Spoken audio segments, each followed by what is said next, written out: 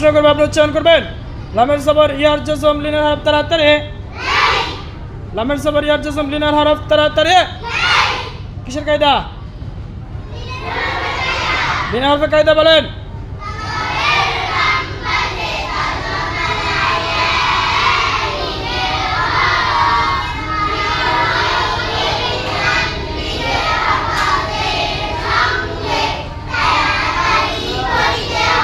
তাড়াতাড়ি পড়েন, হাতে ধরে চোখে থেকে আবার পড়েন, আবার আবার। লামের পেশ, লামের পেশ কিসের কায়দা? কায়দা বলেন।